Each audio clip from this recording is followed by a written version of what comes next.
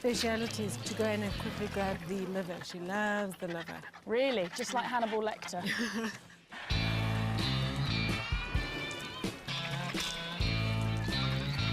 It's pretty obvious now why they have a bald head. It's to keep them clean when they're eating. Exactly. Yeah. They're actually very clean.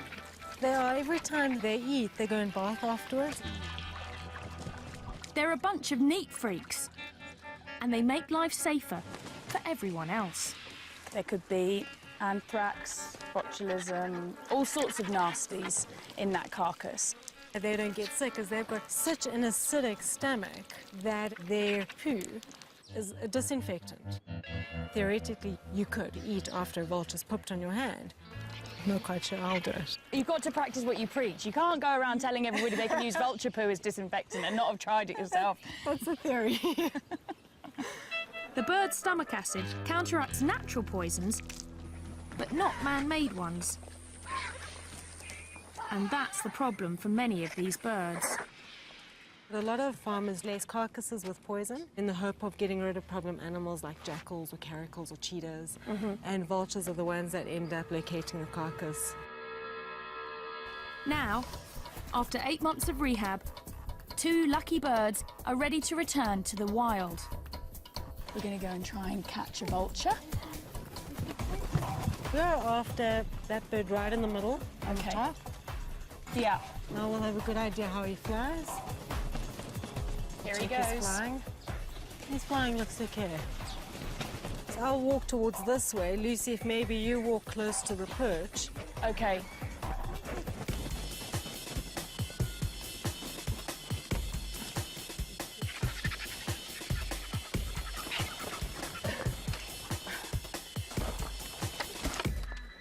Well, he's quite a small guy. Do you want to try and grab him? All right. From that way. That's okay. it, yeah. And the most important part is not to let go of the head. That's the number one. Number one, don't let go of the head. They're very wriggly, so just... Very wriggly. Okay, I've got hold of it. Wow, it is wriggly, isn't it? Hold Whoa, higher. it's so wriggly. Yeah. Okay, hold higher.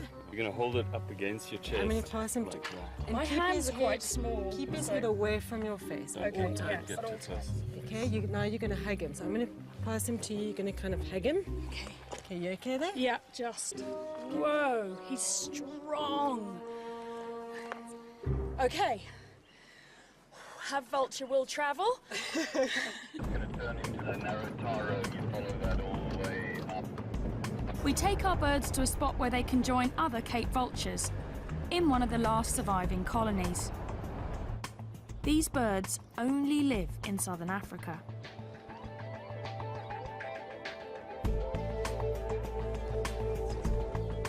Let's give these birds their freedom then. Cool. Here you go. Time to go. There you go. Look, it's time to be free. This whole area, it's all for you again. I can't really believe it. No. There we go.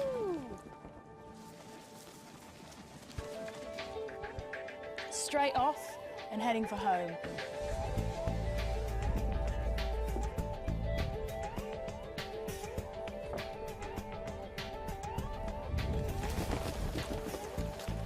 While many vultures nest in trees, Cape vultures are particular. He's heading straight for the cliffs. They only nest on high cliffs like these.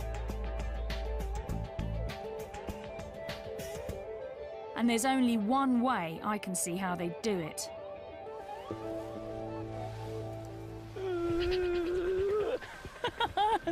I'm a little bit nervous. I didn't feel nervous until I saw the wall of cliffs. I thought, oh yeah, right, I'll be jumping off that then, won't I? Just about to jump off a cliff. What you get me into? That's Phil, my intrepid producer. Whoopah! Whoa!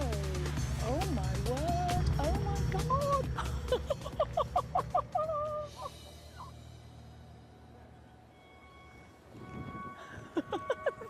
They're gone, and there's 2 vultures. What people know about vultures is that they're fantastically ugly, but what people don't really know is that they're the world's highest flying bird. And in fact, one vulture even crashed into a jet at 37,000 feet. I'm hoping we don't have to go that high. We won't be going that high, will we? No, not today. You promise? Okay. Paragliding reveals how surprisingly curious and social the vultures are. You can see the birds coming out and joining them already. Oh, wow. They get to know you and they actually enjoy flying with you, so they'll follow you around. To sort of play with you.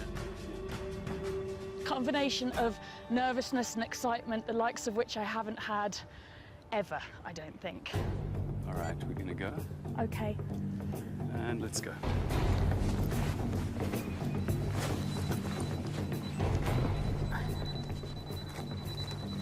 All right, and rotate. Run. Yeah.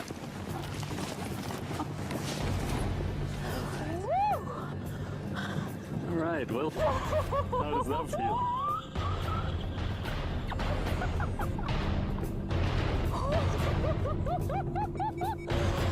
My knuckles are white. It's incredible, though. And there are the vultures. Oh, my word. Wow, they are all around us.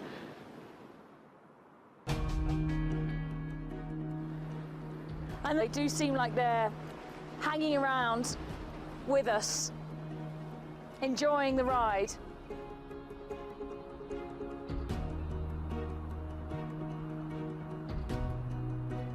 This is how you should see them to appreciate their beauty. And their extraordinary skills. So this is the perfect introduction to South Africa. South Africa is made up of all sorts of different micro-terrains, each with their own peculiar creatures. These cliffs are one of those unique hotspots. I can see right over the cliff where they're nesting now. It's 25% of the world's Cape vultures are nesting in these cliffs. Vultures are paying a high price for their taste for dead flesh. And now, even their keen eyesight is getting them in trouble. A threat I want to know more about. There's a big muti market here. Muti is traditional medicine. And apparently, vultures are a popular ingredient. There's everything here, actually. There's a lot of herbs and plants, and then just a lot of unidentifiable bits of animal. Oh, this was a big snake. Python. It's a python. Is that a cheetah or a leopard? Here you've got a whole baboon. That's what. You've got a lot of stuff, haven't you? Yeah, there are a lot of stuff. This is the wheels for the vulture. That's a wing of a vulture. Yeah. Oh my God. Okay. What's your best stuff? What's your biggest seller? Vulture brains. People want vulture brains. That's the big seller, is it? Yeah. How to use And- this one? You can make powder. Yeah. And then you can put here. And Okay. then you can smell. It helps so you can see to the future, you can see what's coming, and they can give you this to open up your mind. Dimmy was once a student of all this, and I've asked her to be my guide. Also, it's good for gamblers. Yeah, it's good for the lotto. The lotto number. Lotto number. Right, okay. As if it wasn't bad enough that they got farmers poisoning them, they're also getting their brains sniffed in order to win the lotto. The belief is that the traits of the animals transfer to the buyers. The vulture's got amazing eyesight and makes you be able to sort of see into the future. Dimi, can you help me? Does he understand that the vultures are endangered and that there's not many vultures left? Okay, ufungwazi ukuthi mhlambe ngevulture wangifana noma usala ngembuzi nge-A1. Yeah, I know. Yeah, it's true. But it's a business. Yeah. It worries him, but it's a business. It's part of a tradition begun centuries ago, before other threats put these animals in so much danger. There are clearly an awful lot of endangered species here. This is a scale of a pangolin. I love pangolins. Pangolin scale. A pangolin scale is said to protect you from evil, wrapping you in armour like the animal itself. In 2011, at least 8,000 of these bizarre mammals were seized from black marketeers. Some of them want their scales, while others are after their meat. In China, it's considered an exotic delicacy. They may be the weirdest of the Freaky Five, and I'm not leaving Africa until I've seen one.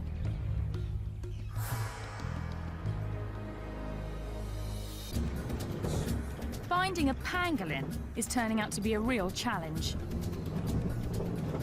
So I've been kidnapped by Louise Zhu, but she's got my favourite animal. She's a pangolin, which is a funny little scaly anteater with a very, very long tongue and a very smelly bottom. But Louise seems determined for me to see the big five first. Obviously, you understand I wouldn't normally be interested in lions, but I'm actually quite scared to say no to Louise. They're big lions, aren't they? They're big. It's very easy to put your claws through there. Louise rescues and rehabilitates animals and then sets them free. Oh, we've got pangolins to see. Come on, we've got pangolins to see. Enough with the celebrity animals. Oh my word, it's a rhino.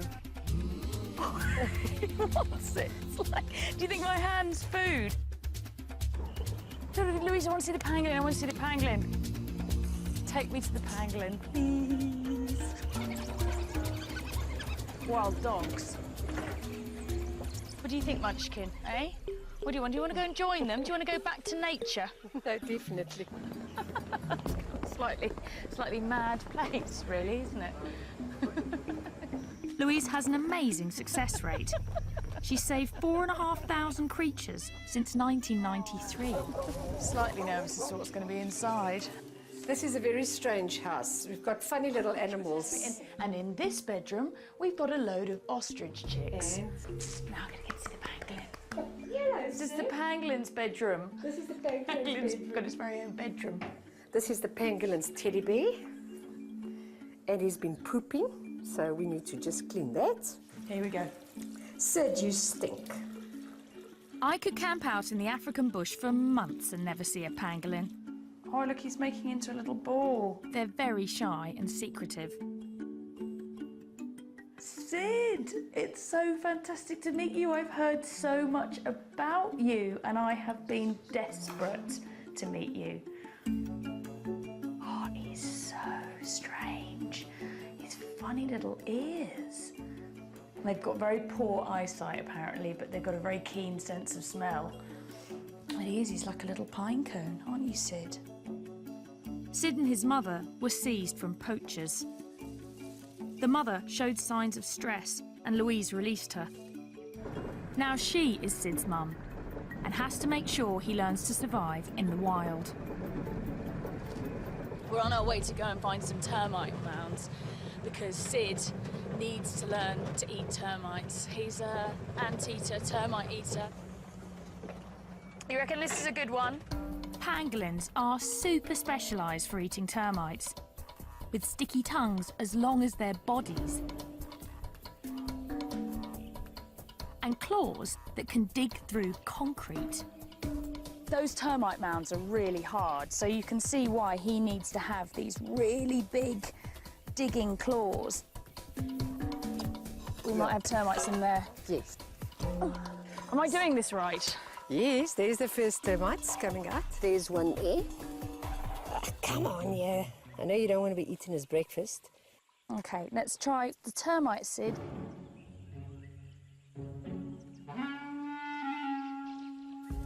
Come on, Sid, there's a termite. The termite, Sid, is there, right in front of your nose. No, okay. It's there. There it is. Look. Look there. Look. Look, termite. That way. Possibly still too small. We don't even know which particular type of termites he likes or ants or whatever, but we'll find out. Yeah. Soon, Sid should be able to sniff out termites from hundreds of meters away, and hopefully other pangolins. They communicate to each other by leaving scents from a gland in their bottom, and that's how it smells very bad to humans, but it probably smells fantastic to other pangolins. And so this just must be a crazy amount of new smells going on out here. See how he can curl like that into a ball? That's their defense, is that he can curl right up like that. It's the perfect time for Sid to start hunting for termites. They're emerging from their underground hideouts because the rainy season is starting. Look at that, big storm. But I'm afraid the weather will send the next of the Freaky Five running for cover. That's that pre-storm wind, here it comes.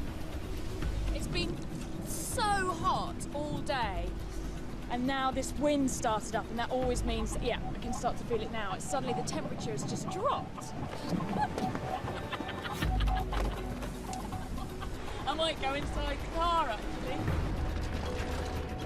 And now there's a hailstorm. Even the weather's odd. And it's going to make finding the crazy lizard I need to see next a little bit insane.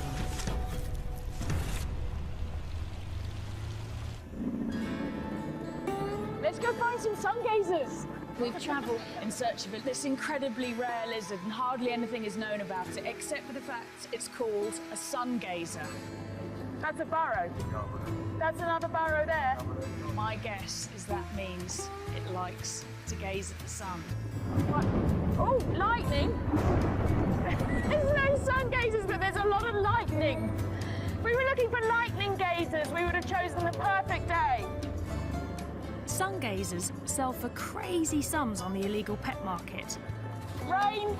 Rain! And I want to see what's making them so popular and getting them into trouble. The lizard guys are here.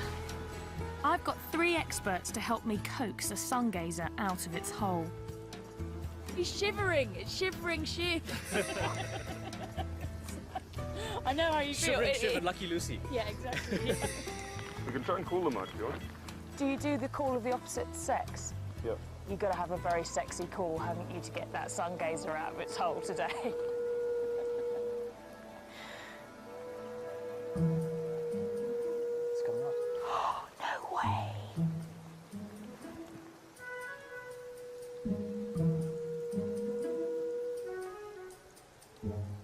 I'm just messing with you. I was all excited. I did think it was weird. I was thinking to myself, they really make that noise? I'm thinking, well, I don't know, I'm in South Africa, I've never been here before. It's like, anything could happen, but... Luckily, the lizard men have some they're studying that they want to release. In this bag, the Holy Grail, the famous sun gazer lizard. Wow, he's cool. Look, he's so thorny. She. Look at her. These sharp spikes help make the sun gazer a hit in the pet trade. They're there for protection. These spines, these are the occipital spines, and these are what they stick into the roof of their burrows, so they can't be dislodged. I see, so their defense is to sit in the burrow with the head down, the tail sticking out, and then if a meerkat or something comes along and tries to yank one out, these spines around the head yank on, and then they can't pull them out. The burrow's also for defense. And we want to return this girl to hers. There it is. This one's a really nice hole. I would like to live in there. Would you? No, look at it. I mean, it's got a nice runway. It's well furnished. Not too long grass. What, 2 bathrooms? These guys want to learn as much as they can because no one knows how many are left in the wild. This lizard is only found in this tiny area, isn't it? They're found only in the South African highlands. They're very rare. They look incredibly fierce, but they're really very passive and easy to handle. It's a recipe that some exotic pet owners can't resist. Look at these spines and look at these spikes. They're like living dragons, really. There's nothing else that looks like this. apart from you this morning when you turned up with your hair, actually. You looked quite like you'd styled yourself like a sun gazer. You know, you say owners start looking like their pets. You need to start looking like your study animal after enough. OK, well, listen, madam, you're going to go off and you're going to find yourself a boyfriend and make lots of little baby lizards. Go! On your marks, get set, go! Go on, girl. Go on. Yeah. You like lizards quite a lot, though, don't you, Shiv? Very much. Yeah, because I've seen your earring. Bit of a giveaway. Yeah. When you get into a project like this, you want to be the saviour, kind of. I think you'll be the saviour of the lizards. Well, I hope so.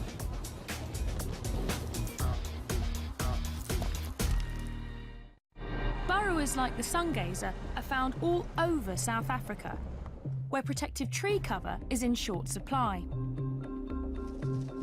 There's the aardvark, an anteater with the snout of a pig, the ears of a rabbit, and the tail of a kangaroo. They can weigh as much as a human. Aardvark burrows are often taken over by the honey badger. But the honey badger doesn't give a damn. He's such a badass. But for one of South Africa's oddballs, its protective burrow is turning into its tomb. You won't believe what I'm going to do. I'm going to go and rehouse a spider. We need that. You need a big knife. We need a big knife. This is Donald. Donald Stridon. And Donald's the patron saint of this spider. We're going to do some aggressive research. Aggressive research? We're going to need the relevant equipment here. Donald served in the South African Army and is ruthlessly efficient. Don't want to leave anything behind. You don't want to leave anything behind, no. We're stuck in the bush somewhere. The spider we're after is known as a tarantula in most of the world. Here, it's called a baboon spider. We have water containers, yes, check. Let's take some weather monitoring equipment. Do you need gloves? We need to get camera, GPS. We don't need gloves. Okay. Spider safari. Yeah. So these spiders, they only really live in this area around here. About 150-kilometer radius from where we are now, and that's it. The only place in the world that you find this spider. That's the problem. Throughout southern Africa, tiny areas are home to unique animals found there and nowhere else in the world. Like the sungazer, the Cape vulture, and the golden brown baboon spider. Unfortunately, the spider likes a kind of soil also popular with home builders, and it refuses to move, even when the bulldozers come. It's going to tuck down right under there, panic, and as soon as they cover it over, slow, terrible death. So we absolutely need to move it. So this is an emergency situation? Yeah, this is one. So that's where the spider is. Now, golden brown baboon spiders need very special attention. They're very finicky, and we have to be finicky too. So the technique of capturing the spider is not to make too much disturbance so that we don't spook the spider. The first step is to lure this very sensitive spider out of its hole. Now, Donald has thought this through and has developed a special method, haven't you? Which involves faking a rainstorm. Here comes our rainstorm. You've got to make thunder sounds, eh? That's it, perfect. Just carry on like that. Kay's coming out. She's coming. There we go. You're doing such a good job. So there she is. South Africa's fussy freak emerges.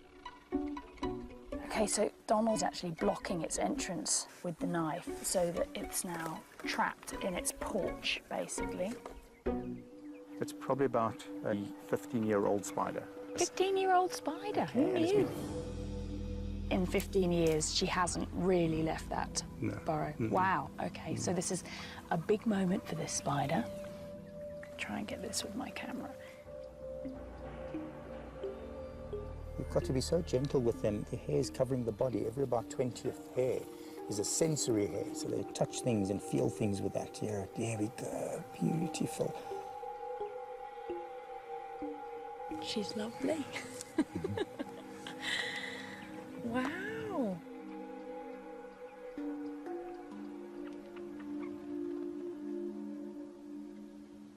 She's kind of on your hand already. Is she really already? Yeah, you hardly feel it. You know. I can feel it, yeah. Wow. I'm slightly worried she's going to run into my shirt No, sleeve. she won't run too fast. How long does it take for the spider to build this hole? Took it about 5 to 7 years. That's incredible. I totally understand why it wouldn't want to move. The hole is the spider's life's work. It won't simply dig another once we move it. So that's half the job. Less than half. We need to get a mould of that hole. If you don't shake it properly, it doesn't foam nicely. Yeah.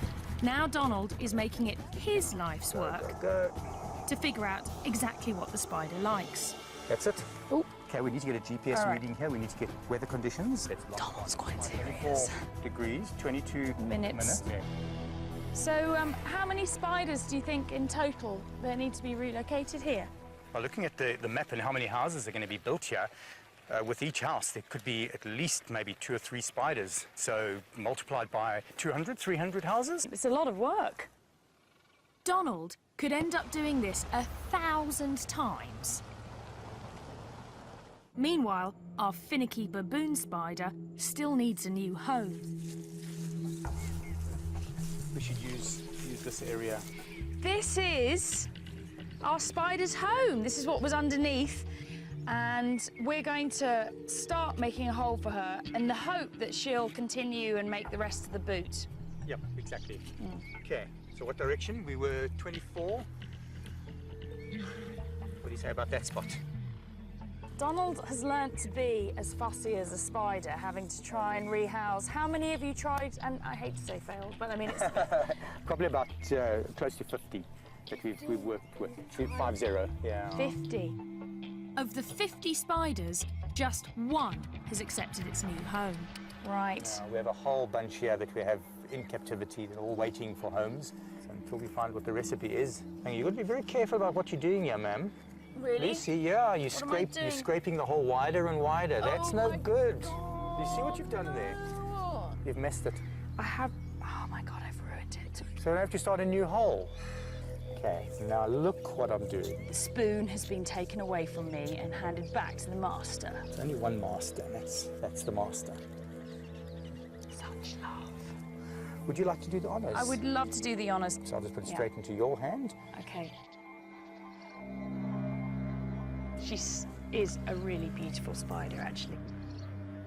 Okay, so I'm going to try her face first. Oh, let's see if she accepts it. Look, you got a look, new home. So you just realise there's something there. There's something there. So we can just guide her. We'll have to guide her because it's not her home. Is she going to accept into it? your hole. Hey, she's accepting it. Well done. Excellent. That's so cool. I'm so happy. If all goes well, she'll be here for another decade, where her reclusive life won't get her into any trouble. Well, only another 999 to go. I'm betting Donald will move every single one.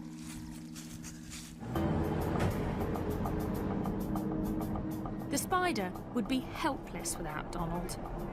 But the last freaks on my safari help each other. And they're paying a steep price for it. They're bold creatures, far stronger and more agile than humans, with fangs longer than a leopard's. But it's the Chukma baboon's brain power that gets him in trouble.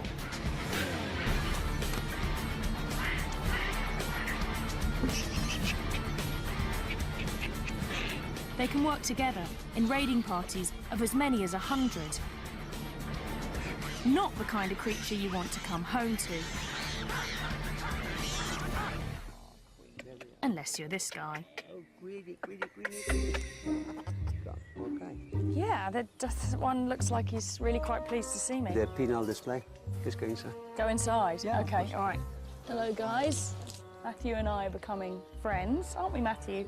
Yeah? You like what you see? When baboons clash with humans, Bob rescues them. Hey, you are a naughty baboon. Yeah, you are a naughty baboon. Yeah. I've only just met Bob, but he seems to be half baboon himself. I've been prepped on. Oh, God. Once you're back home, you're going to miss the smell. Really? Do you know what, Bob? I struggle to believe that. So where did these babies come from? Matthew had been saved from a tribal medicinal trade. Others were orphaned when their mothers were shot. They've had a narrow escape, haven't they? Today, many of Bob's baboons are supposed to go back to the wild. But it's something he's never tried to do before. I'm going to help relocate almost 20 baboons. It's an event Bob has worked towards for decades, as he's learned to forge rescued animals into one cohesive troop. It's a massive day for Bob today. Like a sort of baboon wizard, he's collected a group of unloved baboons that have all come from different horrific situations and rehabilitated them here. And today's the day that we're going to dart them and move them to their new enclosure. It's the final step before these exceptionally smart animals are released for good.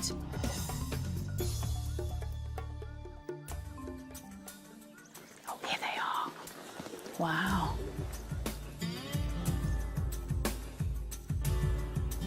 Look at these eyebrows now. Yeah, his eyebrows are wagging up and down. Yeah, we believe that they are real psychological experts.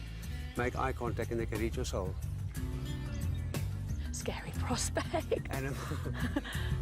Baboons are very social, but creating a troop from scratch is not easy. You need the right mix. After years of trial and error, Bob's finally found it. Just recently, this group has come together to raise their newest member. There she is now there. You can see her there with a baby. I can see Daisy with a Yeah. baby, yeah. When she came in, she was exactly the size of a baby. No, Yes. really? Yeah, now she's going to be... I want to cry. I was going to say, Bob. She's going to be released now with her own baby. Oh, that's amazing. It's going to be an intense day. Now we have to outsmart them. Easier said than done. Know that they're very intelligent. They will know quickly what we're up to. And you must be alert. They are potentially very dangerous animals. Okay.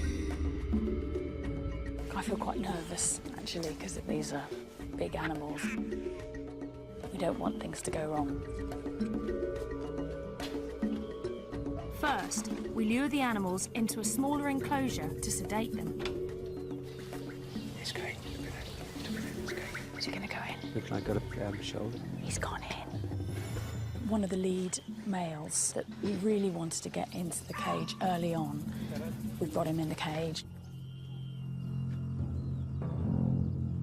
Then we get Daisy and the baby. Come on, two more, just two more. Two more. Okay. There you go. Got it? Yeah. Try.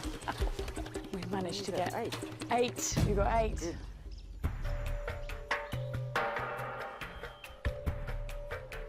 He's so jittery about seeing a gun, you know, because they've been shot at so many times. And Some farmers here shoot to kill any baboon they spot on their property.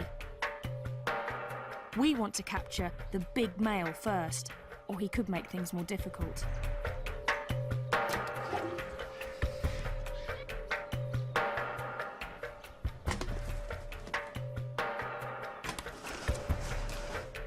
It's really tense. Go for it. Baboons are known to form really strong friendships. I think it's very sweet the way they're all cuddled up next to each other to go to sleep. Okay, so now they're under. It's safe for us to go in. To get to the sedated animals, the team has to enter the larger pen, where the rest of the troop is anxiously watching. We're going to get them out as soon as possible. But stand by, Lucy. If something happens, you must pull at the door. Okay.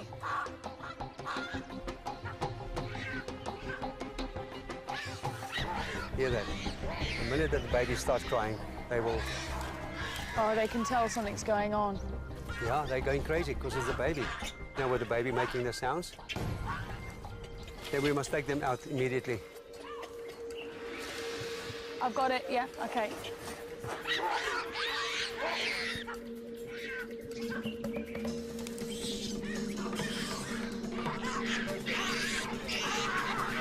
We take away their leader, and the troop really goes berserk.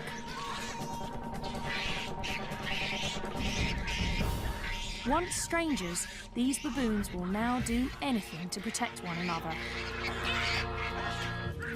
And that includes taking us on.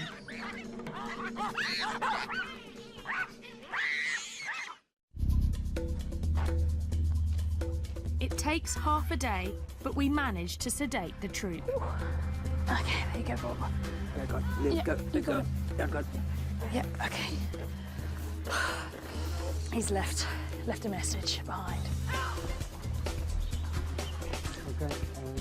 Each gets a thorough medical checkup to make sure it's healthy enough to survive in the wild. It's a lot softer than you'd expect, given that they walk on their hands all day long. Baboons have evolved to forage on the ground because of southern Africa's lack of forest. Some think that's also why they have such huge canines, to fend off predators. Whoa, look at that. This is for the canine. If you feel the back part of it here. I will check. I can feel that. Behind that tooth is razor sharp.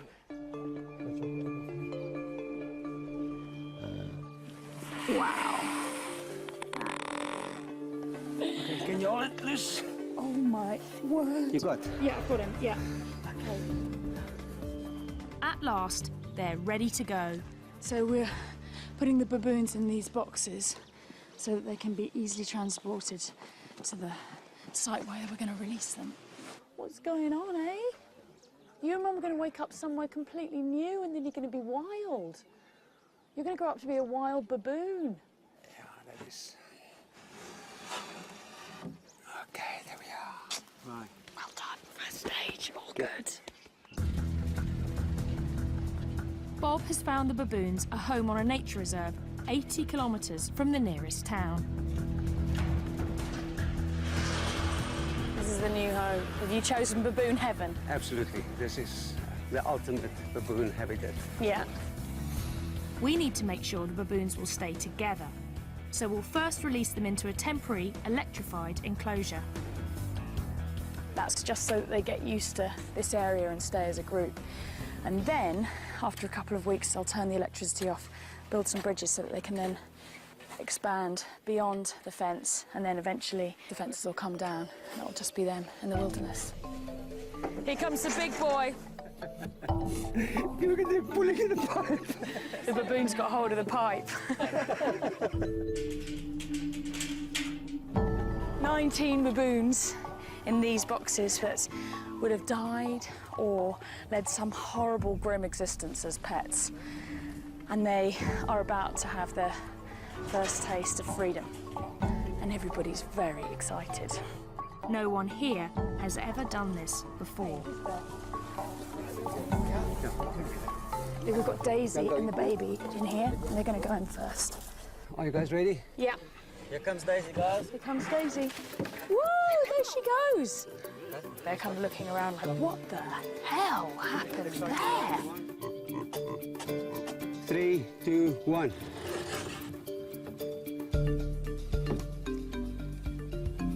Look at that. Emotion is running very high. Yeah. There you go. Yes, look at that. These ones are lively. It's not just the humans who are emotional. The baboons in there can see that there are other baboons that are free on the other side, so it's all getting a lot more exciting now. Wait, there's a baboon coming. Oh, very quick, very quick, quick, quick, quick. We released the entire troop without a hitch. 2 more happy customers. Well, almost the entire troop. He's not going quietly. We've got to get Matthew out. Whoa! Whoa! Are you ready, guys? This is the alpha. Look at that. He's the last one. The last one to go out. Yeah. Look at that side, Lucy. Look at them. They are all happy. They're really happy, aren't all they? the talking going on there. It's like the first step into the big world. Yeah. A new world for them, a new experience.